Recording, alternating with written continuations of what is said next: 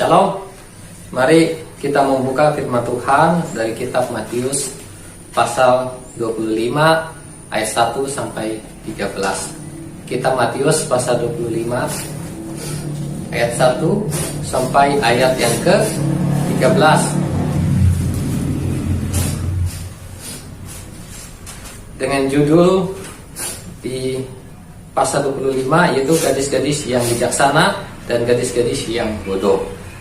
Kita baca, pada waktu itu hal kerajaan surga seumpama 10 gadis yang mengambil pelitanya dan pergi menyongsong mempelai laki-laki.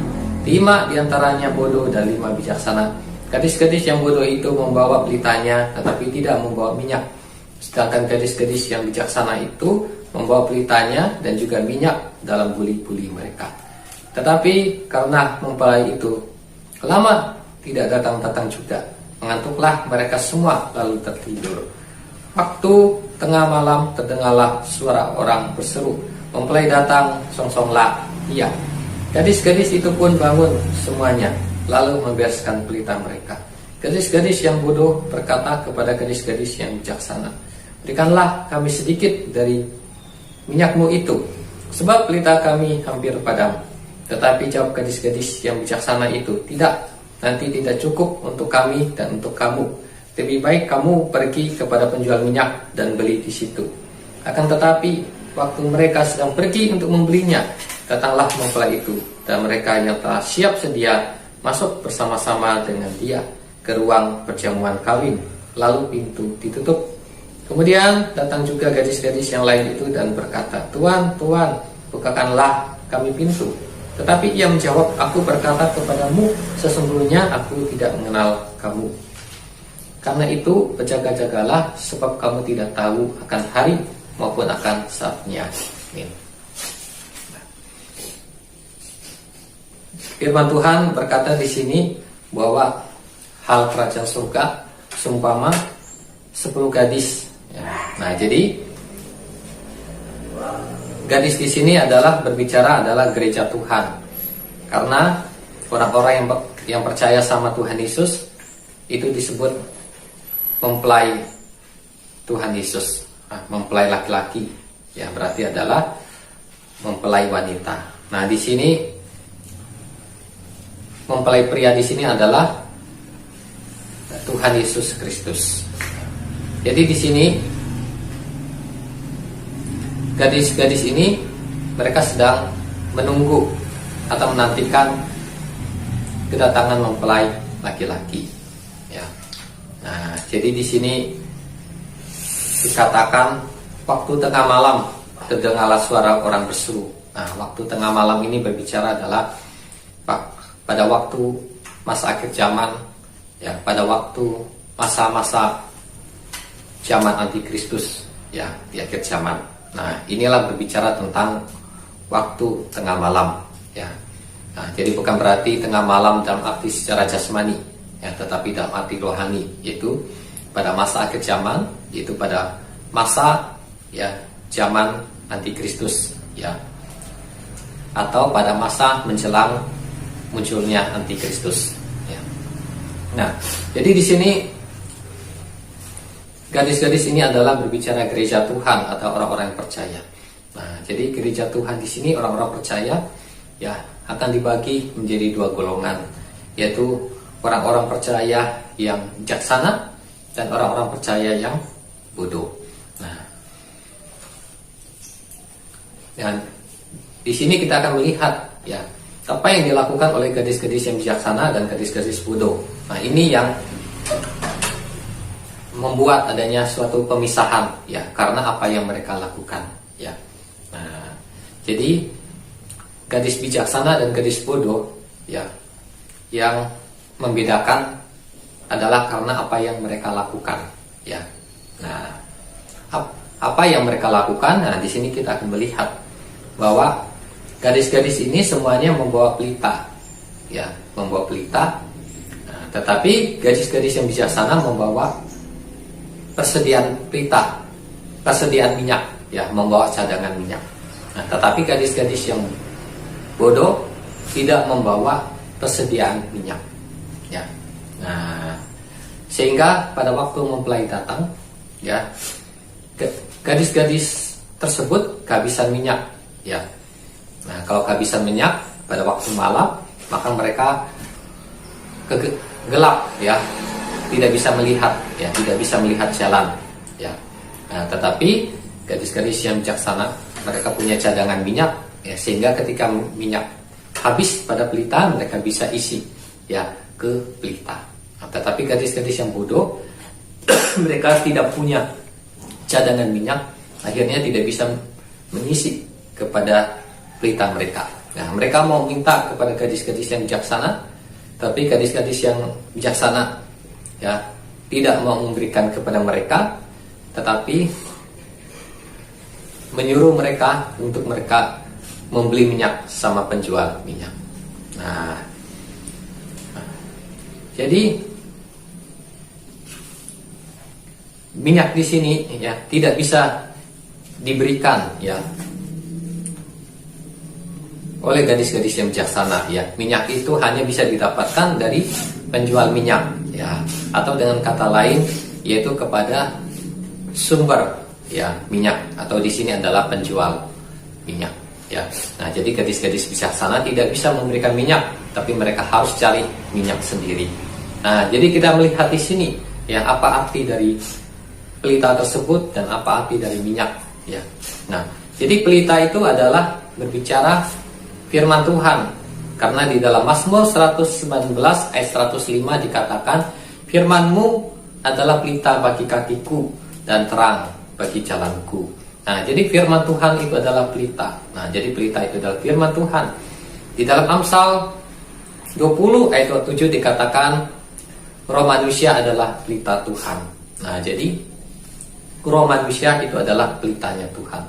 Nah, jadi di sini pelita ada dua pengertian, itu yang pertama adalah firman Tuhan, yang kedua adalah roh manusia.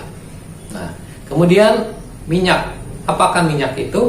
Nah, kita akan melihat di dalam 1 Samuel pasal 16 ayat 13. 1 Samuel pasal 16 ayat 13.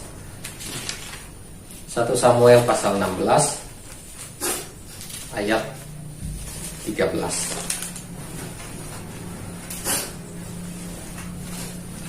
Samuel mengambil tabung tanduk yang berisi minyak itu dan mengurapi Daud di tengah-tengah saudara-saudaranya. Sejak hari itu dan seterusnya, berkuasalah roh Tuhan atas Daud. Lalu berangkatlah Samuel menuju Rama.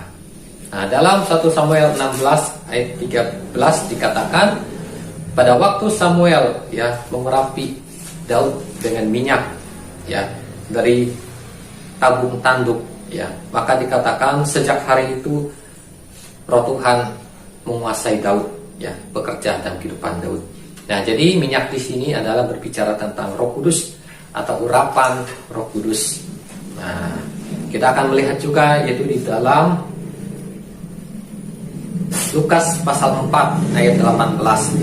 Injil Lukas pasal 4 ayat 18. Lukas 4 ayat 18. Roh Tuhan ada padaku, oleh sebab Ia telah mengurapi aku untuk menyampaikan kabar baik kepada orang-orang miskin, dan Ia telah mengutus aku. Nah, di sini dikatakan dalam kisah Samuel dikatakan diurapi dengan minyak, kemudian Roh Kudus, Roh Tuhan berkuasa dalam kehidupan Daud. Nah, di sini dalam Lukas pasal 4 ayat 18 dikatakan, Roh Tuhan ada padaku, oleh sebab Ia telah mengurapi aku. Nah, mengurapi ini berbicara tentang minyak. Nah, jadi minyak ini adalah berbicara tentang Roh Kudus, ya. Nah, jadi minyak berbicara tentang Roh Kudus. Nah, jadi gadis-gadis yang bodoh dan gadis-gadis yang bijaksana di sini adalah gadis yang bijaksana adalah gadis yang memiliki Roh Kudus dalam kehidupannya. Ya, mereka adalah umat Tuhan yang dipenuhi dengan Roh Kudus. Nah, tetapi gadis-gadis yang bodoh adalah gadis-gadis yang hidupnya tidak dipenuhi dengan Roh Kudus, ya. Hidupnya tidak dipimpin oleh Roh Kudus, atau dengan kata lain adalah hidupnya masih hidup dalam keinginan daging, ya. Belum hidup di dalam roh. Nah, ini yang menjadi perbedaan di sini. Gadis bijaksana dan gadis bodoh adalah yang tadi adalah hidup di dalam roh, hidup dipimpin oleh roh. Yang satu lagi adalah hidup di dalam daging, menuruti keinginan daging, menuruti hawa nafsu. Nah, demikianlah gereja Tuhan di akhir zaman, ya, adalah golongan, yaitu gereja Tuhan yang dipimpin oleh Roh Kudus, dipenuhi oleh Roh Kudus, dan gereja Tuhan yang hidup di dalam daging, ya, yang tidak dipenuhi Roh Kudus, yang tidak dipimpin oleh Roh Kudus, ya. Atau di dalam kitab Wahyu itu dikatakan adalah orang Kristen atau umat Tuhan yang suam-suam kuku, ya, tidak panas, tidak dingin, ya, percaya kepada Tuhan Yesus tetapi tidak dipenuhi Roh Kudus, ya, tidak berjalan dipimpin Roh Kudus, tidak menuruti keinginan Roh Kudus. Karena itu kalau tidak menuruti keinginan Roh Kudus, maka hidup di dalam daging, ya. Nah, hidup di dalam daging artinya akan melakukan perbuatan-perbuatan daging seperti yang dikatakan dalam Galatia pasal 5. Perbuatan daging telah nyata, yaitu percabulan, kecemaran, ya, pertengkaran, dan lain-lainnya. Nah, itu adalah hasil dari kehidupan dalam daging atau buah daging, ya. Nah, maka kalau orang Kristen masih hidup di dalam daging, maka dia disebut belum bijaksana, ya. Nah, jadi orang yang bijaksana itu bukan berarti dia harus pintar otaknya, ya, cerdas otaknya. Nah, tapi orang bijaksana itu dia juga pintar, tapi juga kelakuannya juga, perbuatannya juga pintar, baik, bagus. Nah, tapi kalau hanya pandai otaknya aja tapi kelakuannya tidak baik, nah, itu belum bijaksana, ya. Nah, itu belum bisa disebut bijaksana. Nah, di sini kita lihat gadis bodoh dan gadis bijaksana di sini, ya. Nah, jadi artinya gadis-gadis yang bodoh di sini adalah pertama dia tidak bijaksana, dan kedua artinya dia tidak hidup, ya, dipimpin oleh Roh Kudus, ya, tidak taat kepada Tuhan, tidak taat kepada pimpinan Roh Kudus di sini, ya. Nah, dia masih hidup mengikuti keinginan dagingnya, menuruti keinginannya, ya. Nah, ini tentang gadis yang bodoh di sini. Nah, karena itu gadis-gadis yang bijaksana itu membawa minyak, ya, membawa persediaan minyak, artinya mereka hidupnya mereka dipenuhi dengan Roh Kudus, ya. Mereka senantiasa, ya, hidupnya itu dipenuhi Roh Kudus, dipimpin oleh Roh Kudus. Nah, karena itu dalam Efesus pasal 5 ayat 18 dikatakan, hendaklah kamu penuh dengan roh dan jangan mabuk oleh anggur, karena anggur menimbulkan hawa nafsu. Nah, jadi dikatakan dalam Efesus 5 ayat 14 bahwa kita harus penuh dengan Roh Kudus. Nah, seperti gadis-gadis bijaksana ini, ya. Jadi ketika pelita udah berkurang minyak, mereka isi lagi dengan minyak. Nah, artinya itu orang yang percaya sama Tuhan itu dia selalu dipenuhi dengan Roh Kudus, ya, dipenuhi dengan Roh Kudus, ya. Nah, seperti itu. Nah, jadi untuk dipenuhi dengan Roh Kudus maka dia harus datang kepada sumbernya, ya. Nah, tidak bisa diminta, ya, seperti yang dilakukan oleh gadis yang bodoh ini. Dia meminta minyak, meminta supaya penuh Roh Kudus, ya, minta urapan Roh Kudus, ya. Nah, tapi dia yang harus dilakukannya adalah dia harus datang kepada sumber, ya, sumber pemberi minyak tersebut, ya, atau datang, ya, kepada Tuhan Yesus, ya, untuk dibaptis dengan Roh Kudus. Nah, sesudah dia dibaptis dengan Roh Kudus, Roh Kudus tinggal di dalam dirinya, maka dia baru bisa, ya, mengalami namanya kepenuhan Roh Kudus, ya. Dia baru bisa hidup dipimpin Roh Kudus, ya, baru bisa berjalan, ya, dalam pimpinan Roh Kudus, ya, baru bisa menuruti keinginan Roh Kudus. Nah, dia harus mendapatkan Roh Kudus. Nah, untuk mendapatkan Roh Kudus dia harus minta sama Tuhan Yesus. Dia harus punya iman, ya, untuk mendapatkan Roh Kudus, ya. Nah, jadi di sini yaitu pertama, ya, supaya bisa punya persediaan minyak, ya, maka harus penuh dengan Roh Kudus. Terus yang kedua adalah harus hidup dalam roh atau hidup dipimpin oleh Roh Kudus. Nah, dalam Roma 8 ayat 14 dikatakan semua orang yang dipimpin oleh Roh Allah adalah anak-anak Allah. Nah, di dalam Galatia 5 ayat 16, Galatia 5 ayat 16 kita buka. Galatia pasal 5 ayat 16. Maksudku ialah hiduplah oleh roh maka kamu tidak akan menuruti maka kamu tidak akan menuruti keinginan daging. Nah, di sini hiduplah oleh Roh atau hidup dipimpin oleh Roh Kudus, ya, maka tidak akan menuruti keinginan daging. Nah, dari di sini yaitu pertama penuh dengan Roh Kudus, terus kedua adalah hidup dalam Roh atau dipimpin oleh Roh Kudus. Nah, di sini ya dalam arti pelita tadi firman, pelita itu artinya firman. Nah, jadi pelita itu memerlukan minyak, ya, supaya pelita itu dapat menyala. Nah, jadi pelita itu perlu minyak supaya pelita itu dapat menyala. Nah, demikian juga firman Tuhan, ya, supaya firman itu dapat dimengerti oleh kita, maka kita perlu minyak Roh Kudus, perlu urapan Roh Kudus, perlu hikmat dari Roh Kudus, perlu karunia dari Roh Kudus, sehingga kita bisa mengerti firman Tuhan, ya, sehingga firman itu boleh dibukakan rahasianya. Di dalam 1 Yohanes, ya, pasal 2, ya, itu dikatakan bahwa sebab di dalam diri kamu ada pengurapan atau karunia yang mengajar kamu akan segala sesuatu.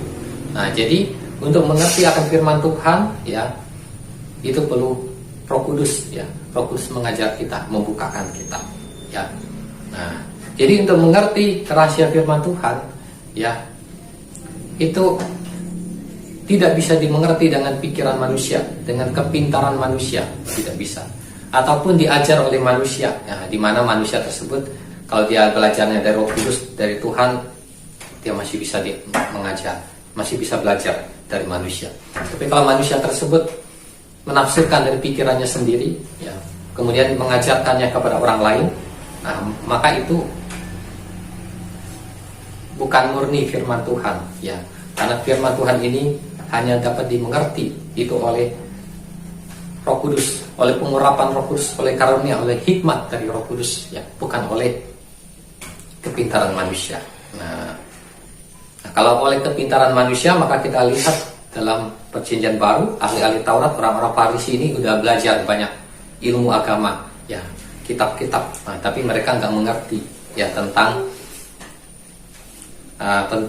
pekerjaan Tuhan, tentang rencana Tuhan, tentang Mesias. Nah, sehingga mereka nggak percaya sama Yesus. Nah, di sini berarti untuk mengerti firman Tuhan, rahasia kerajaan surga, bukan dengan kepintaran manusia, ya, harus dengan hikmat dari Roh Kudus, pengurapan dari Roh Kudus. Nah, di mana Tuhan Yesus pernah bertanya sama murid-muridnya, siapakah aku ini? Kemudian ada yang berkata, ada yang bilang Yohanes Pembaptis, ada yang bilang nabi-nabi yang zaman dulu, ya. Nah, tetapi Petrus berkata, engkau adalah Mesias, anak Allah yang hidup. Nah, Tuhan Yesus berkata kepada Petrus dalam Matius pasal 6, berbahagialah engkau Simon, anak Yunus, ya, karena bukan manusia yang memberitahu engkau, tetapi Bapakku yang di surga, atau Bapa yang di surga yang memberitahu engkau. Nah, jadi Petrus bisa mengetahui bahwa Yesus adalah Mesias, anak Allah, itu karena Allah yang memberikan dia pewahyuan, hikmat, atau Roh Kudus yang kasih dia hikmat, pengertian, sehingga dia bisa mengerti. Nah, tapi kalau tidak diberikan pengertian oleh Tuhan, maka seperti murid-murid yang lain, itu tidak mengerti firman Tuhan. Mereka berkata Yesus itu adalah pencermaan dari Yohanes Pembaptis, atau pencermaan dari nabi-nabi yang zaman dulu, ya, demikian, ya. Jadi untuk mengerti firman Tuhan itu perlu Roh Kudus, ya, membukakan rahasia firman Tuhan, ya. Kalau tidak pakai Roh Kudus, tidak mengadakan Roh Kudus, maka itu, ya, itu bisa salah, ya, bahkan bisa sesat, ya, bisa menyesatkan orang, ya.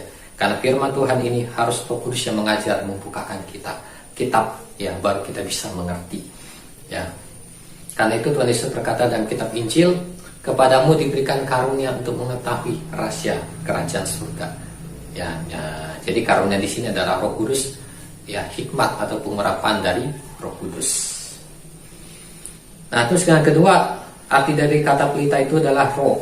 Nah, jadi roh di sini artinya, ya, roh manusia itu di dalam Roma pasal 12 ayat 11 dikatakan, hendaklah rohmu menyala-nyala dan layanilah Tuhan. Nah, jadi supaya roh manusia itu bisa menyala-nyala, ya, bisa hidup, itu dia harus dipenuhi dengan Roh Kudus, ya, ya, karena Roh Kudus itu akan bekerja, ya, di dalam roh manusia atau menggunakan roh manusia. Ya, karena itu firman Tuhan berkata, ya, di dalam kitab Roma pasal 8, Roh Kudus bersaksi bersama roh kita bahwa kita adalah anak Allah. Nah, jadi di sini ya, roh manusia ini ya bisa menyala-nyala, ya, bisa dipakai Tuhan apabila Roh Kudus itu ada di dalam diri manusia, atau Roh Kudus ya berada di dalam roh manusia. Ya, roh itu baru roh manusia itu bisa menyala-nyala, ya, baru bisa dipakai oleh Tuhan. Nah, sehingga ketika roh manusia itu dipakai oleh Roh Kudus, oleh Tuhan, maka terjadilah apa yang dikatakan dalam 1 Korintus pasal 14, siapa yang berkata-kata dengan bahasa roh, itu rohnya yang berdoa, ya, tetapi akal budinya tidak. Nah, jadi kalau Roh Kudus sudah memenuhi seseorang dan tinggal di dalam hati orang, tinggal di dalam roh, maka rohnya itu dipakai oleh Roh Kudus, maka rohnya ini akan berdoa, ya, bisa berdoa sehingga bisa menghasilkan bahasa-bahasa roh, atau disebut juga bahasa-bahasa baru, atau bahasa roh, atau bahasa lidah. Nah, dan juga bisa menghasilkan penyembahan kepada Tuhan di dalam Yohanes 4 ayat 23-24, yaitu menyembah Allah di dalam roh dan kebenaran. Ya. Nah, jadi di sini firman ya bisa dimengerti, dan roh manusia bisa menyala-nyala, bisa hidup, bisa menyala-nyala. Ya, itu adalah dari pekerjaan Roh Kudus, ya. Karena pada waktu manusia jatuh ke dalam dosa, di dalam kitab Kejadian pasal 3, ya, itu manusia rohnya mati, ya. Nah, rohnya itu mati. Nah, tetapi ketika percaya sama Tuhan Yesus, ya, maka roh manusia itu dihidupkan kembali. Nah, dan ketika menerima Roh Kudus, maka roh manusia ini akan dipakai oleh Tuhan, ya, untuk berdoa, untuk menyembah Tuhan, ya. Nah, di dalam Yohanes 4 ayat 23-24 dikatakan, saatnya akan datang dan sudah tiba sekarang bahwa penyembah yang benar akan menyembah Bapa dalam roh dan kebenaran. Nah, jadi ketika percaya Tuhan Yesus, maka roh manusia itu dihidupkan, ya, menjadi hidup dan bisa digunakan, ya, sehingga bisa roh manusia itu bisa untuk berkomunikasi dengan Tuhan, ya, melalui Roh Kudus. Nah, bisa berkomunikasi doa atau penyembahan itu dengan bahasa roh. Nah, di sini kita melihat supaya penuh dengan Roh Kudus, ya, supaya hidup dalam roh atau dipimpin oleh Roh Kudus, maka langkah-langkah yang harus dilakukan oleh orang-orang yang percaya sama Tuhan, ya. Di dalam Yohanes pasal 3 ayat 5 dikatakan, ya, barang siapa tidak dilahirkan dari air dan roh, tidak akan bisa masuk kerajaan surga, atau tidak bisa melihat kerajaan surga. Maka untuk melihat kerajaan surga atau untuk masuk kerajaan surga, di sini harus dilahirkan dari air dan dari roh. Dilahirkan dari air di sini adalah dibaptis dengan air. Dilahirkan dari roh di sini adalah dibaptis dengan Roh Kudus, ya. Nah, jadi yang langkah pertama itu harus dibaptis dengan Roh Kudus. Nah, sesudah dibaptis dengan Roh Kudus, maka dalam Kisah Para Rasul pasal 2 ayat 4, ketika murid-murid Yesus penuh dengan Roh Kudus, maka mereka berkata-kata dalam bahasa-bahasa yang baru, atau berkata-kata dengan bahasa roh atau bahasa lidah. Ya, Kisah Para Rasul pasal 2 ayat 4, Kisah Para Rasul pasal 10, dan Kisah Para Rasul pasal 19. Ya. Nah, sesudah dibaptis dengan Roh Kudus, ya, maka bisa berdoa dengan bahasa roh, ya. Maka yang kedua adalah bahasa roh tersebut digunakan untuk berdoa, ya, untuk menyembah Tuhan, ya, di dalam kehidupan sehari-hari, ya, seperti yang ditulis dalam Yohanes pasal 4 ayat 23-24 dan Efesus 6 ayat 18 dan Yudas 1 ayat 20. Efesus 6 ayat 18 dan Yudas 1 ayat 20 berkata, berdoalah di dalam roh, ya. Berdoa di dalam Roh Kudus adalah berdoa itu menggunakan bahasa roh. Nah, kemudian yang ketiga yaitu belajar firman Tuhan, ya. Nah, kalau sudah dipenuhi dengan Roh Kudus itu sudah bagus, tetapi jangan hanya sampai di situ saja, tetapi juga harus belajar firman Tuhan. Ya, belajar firman Tuhan seperti contoh dari Kisah Para Rasul pasal 17 ayat 10 sampai 11, ya. Seperti jemaat Tiberia, ya, yang dimana mereka setiap hari menyelidiki dari kitab suci atau belajar firman Tuhan, ya. Apa yang dikatakan oleh Paulus itu apakah sesuai dengan firman Tuhan? Jadi mereka baca firman Tuhan, ya, baca kitab suci, ya, untuk mengetahui yang Paulus katakan itu benar atau tidak, ya. Pada waktu itu mereka adalah penganut agama Yahudi, ya, yang belum percaya sama Yesus. Akhirnya ketika mereka menyelidiki kitab suci setiap hari, akhirnya mereka mendapatkan kebenaran bahwa Yesus itu atau Mesias itu ada ditulis di Alkitab, ya. Nah, sehingga mereka percaya sama Yesus, menerima Yesus, ya, sebagai Mesias, ya, sebagai Tuhan dalam kehidupan mereka. Nah, di sini kita melihat bahwa gereja yang dipenuhi dengan Roh Kudus pada akhir zaman dan gereja yang tidak dipenuhi Roh Kudus. Nah, gereja yang tidak dipenuhi Roh Kudus adalah gereja yang masih hidup di dalam kedagingan. Maka pada waktu Tuhan Yesus datang, gereja yang penuh dengan Roh Kudus, artinya gereja selain penuh Roh Kudus adalah gereja yang juga belajar firman Tuhan, gereja yang penuh dengan firman, ya, mengenal Tuhan dan sudah sampai kepada kedewasaan rohani, ya. Maka gereja tersebut akan diangkat oleh Tuhan Yesus, ya, pada waktu Tuhan Yesus datang. Tapi gereja Tuhan yang tidak mempersiapkan dirinya, tidak dipimpin Roh Kudus, tidak dipenuhi Roh Kudus, ya, yang tidak mengalami pertumbuhan rohani, yang masih hidup di dalam keinginan daging, maka akan tertinggal pada waktu Tuhan Yesus datang, tidak mengalami keangkatan gereja Tuhan. Nah, ya. Nah, kemudian dikatakan di dalam Matius pasal 25 bahwa gadis-gadis yang bodoh ini memanggil-manggil, berseru-seru, ya, supaya dibukakan pintu, ya. Tetapi di sini dikatakan bahwa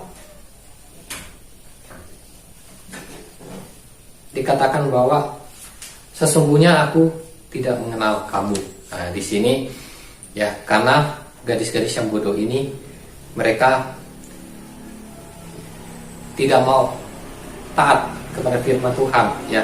Mereka hidupnya tidak tertib, ya. Mereka tidak dipimpin Roh Kudus, tidak dipenuhi Roh Kudus, ya.